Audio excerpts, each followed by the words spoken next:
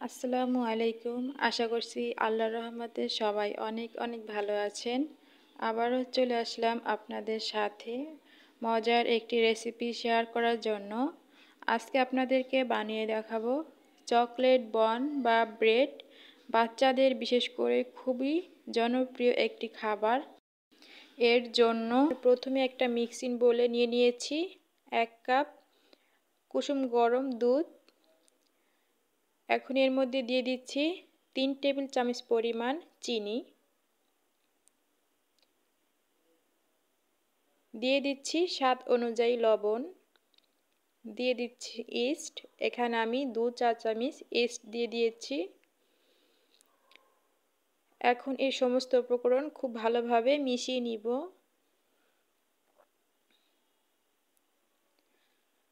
তো মেশানো হয়ে গিয়েছে। এই পর্যায়ে দিয়ে দিচ্ছি আটা।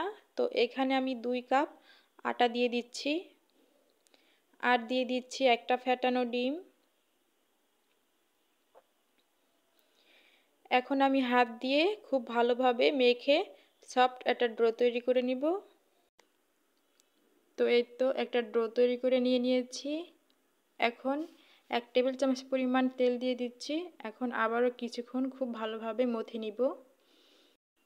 আর এই কাজটা কিন্তু অবশ্যই করতে হবে, কিছুক্ষণ এভাবে মথে নিতে হবে। তো এই তো মথে নেওয়া হয়ে গিয়েছে। তো আমি এখন ডোটাকে খুব ভালোভাবে মথে এখন একটা র্যাপিং পেপার দিয়ে ঢেকে রেখে দিব ফুলে ওঠা না পর্যন্ত। তো এই তো একটা র্যাপিং পেপার দিয়ে র্যাপিং করে রাখছি। 1 ঘন্টা পর চলে আসছি। তো এই যে ফুলে কিন্তু ডোটা ডাবল হয়ে গিয়েছে। তো পেপারটা সরিয়ে এখন এর মধ্যে থেকে বাতাস বের করে আবারও বেশ কিছুক্ষণ মথে নিব। আর এই ডোটা কিন্তু যতটা ভালোভাবে মথে নেওয়া যাবে ততটাই কিন্তু বনগুলি পারফেক্ট হবে। এই যে এখন কিন্তু এই যে আমি টেনে টেনে খুব ভালোভাবে মথে নিচ্ছি। আর এই কাজটা কিন্তু অবশ্যই করতে হবে, বেশ কিছুক্ষণ এভাবে 2 হাত দিয়ে টেনে টেনে খুব ভালোভাবে মথে নিতে হবে। আমি যে আগে থেকে কিন্তু চকলেটগুলো গ্রেড করে নিয়েছি পরিমাণ অনুযায়ী। এখন এই যে ড্র থেকে কিছু অংশ লেচি কেটে নিচ্ছি। ছোট্ট করে একটা রুটি বানিয়ে নিব। তো এই তো এখানে কিছু আটা ছিটিয়ে নিচ্ছি সহজে যাতে রুটিটা বেলে নেওয়া যায়।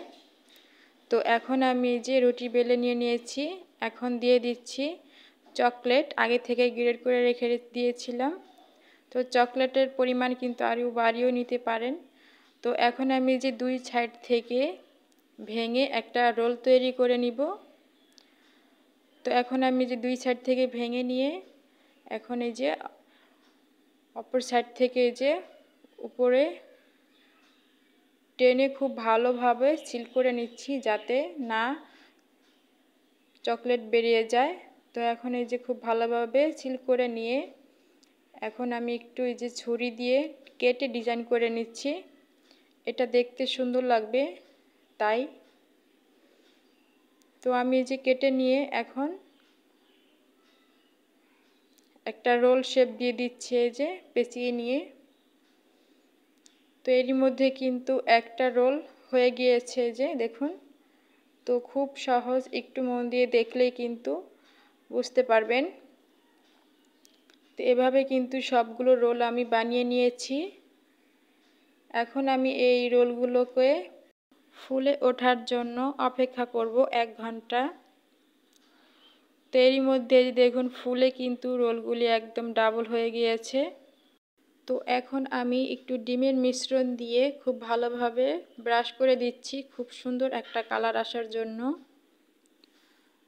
তাই তো সবগুলো কিন্তু এই যে ব্রাশ করে নিয়ে এখন কিছুটা সাদা তেল উপর থেকে ছিটিয়ে দিচ্ছি। দেখতে খুব সুন্দর লাগবে তাই হাতের কাছে না থাকলে কোনো দরকার নেই। এখন আমি ওভেনে বেক করে নিব। তো এই তো ওভেনে বেক করে নেওয়ার পরে এই যে এমন হয়েছে চকলেট বানগুলো বা ব্রেডগুলো যে যেটাই বলুন।